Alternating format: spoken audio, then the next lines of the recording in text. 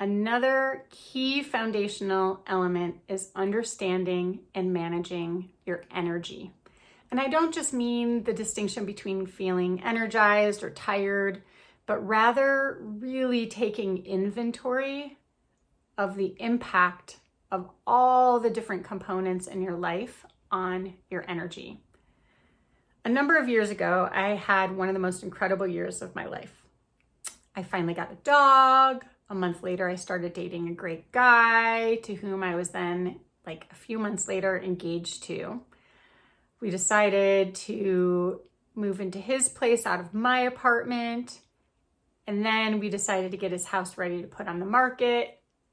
We found another house to buy that needed some remodeling, actually a good amount of remodeling before we could move into it.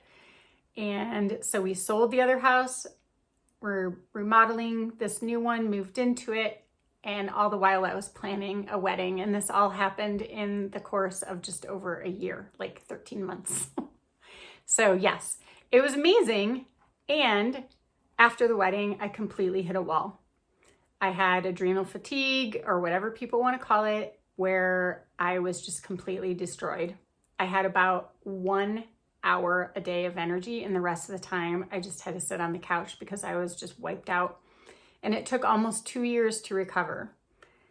It was really rough, and I had completely depleted myself. And I'm sharing this with you because, I consider myself somewhat of a mindful person.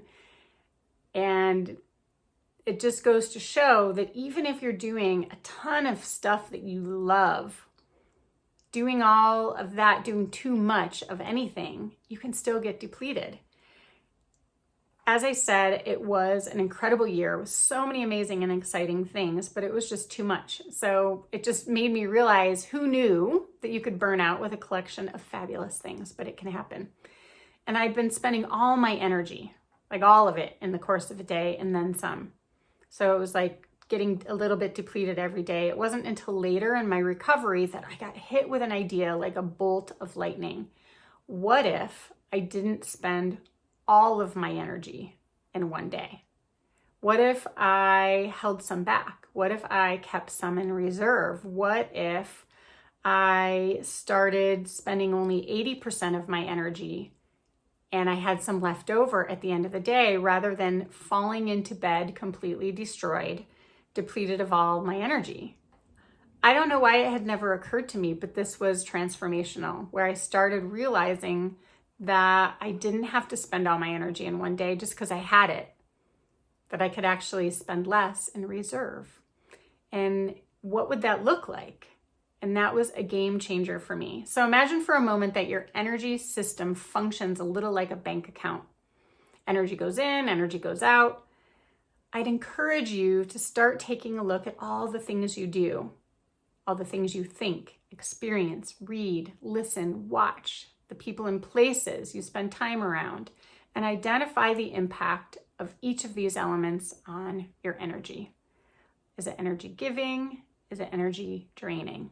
For example, watching one episode of The Bear might be energy giving, whereas binge watching for 3 hours might ultimately be draining, energy draining. So begin to explore the elements that make up your day. You can start from the time you wake up in the morning, or you can just go through your work day. So for example, the tasks that you do at work every day, which ones are energy giving, which ones are draining, and how do they balance out? Like, is it 40-60? Is it 20-80? Just start looking at which way's heavier in the day, energy giving or energy draining. Inevitably, we're going to have activities in our day that are energy draining, but with intention, you can sandwich them between energy giving tasks and practices. And if 90% of what's required of you every day in work is energy draining, then that's probably something to look at as well.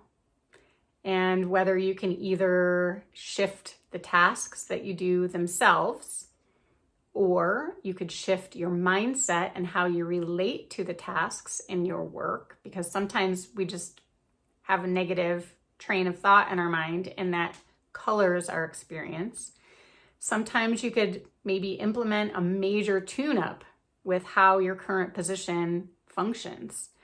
And sometimes we may find that if there's no other solutions to manage our energy and it's just all energy draining, then you might need to shift out of your role into one that's more balanced and in sync with who you want to be.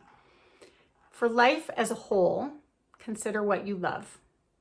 What are the elements, hobbies, activities, communities, experiences, and actions that consistently give you energy? So what do you love? What are these things? And here's the big question, are you intentionally including them in your life? And if so, how often? Even if you have a lot of energy drain in your job, you could potentially bring balance by having energy-giving elements outside of work. Sometimes that's all you need, is to have other parts of your life that are full and give you energy. And this is simply a different approach. All of this is a different approach to looking at how we spend our time and the overall impact on how we feel as a whole, how our energy plays out mentally, physically, emotionally, and however you relate to it spiritually. Sometimes it's good to take an inventory and see if a majority of what we're doing is energy giving or not so much. Again, this might be a good place to pause and do a little bit of thinking and reflection on how this fits for you.